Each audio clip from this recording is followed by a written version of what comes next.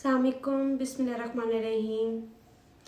So today's session is about the selection of subject for the optional subject particularly. There are a lot of queries I got to know from the different CSS aspirant, particularly for the MBBS. Many people are interested to know how they can select their optional subject.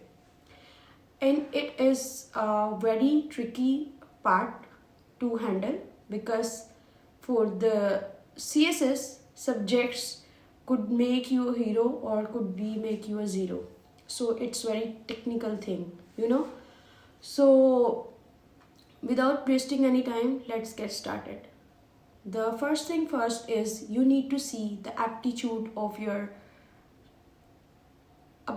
inclination, you may say, about the particular subject.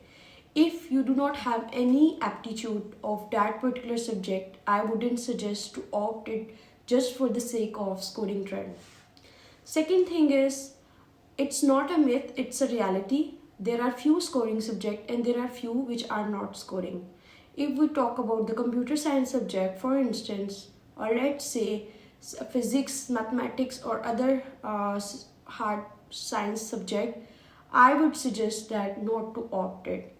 Reason thereby is there are a lot of subjects which though you are major in those particular subject, but it is not going to give you a score that is desired.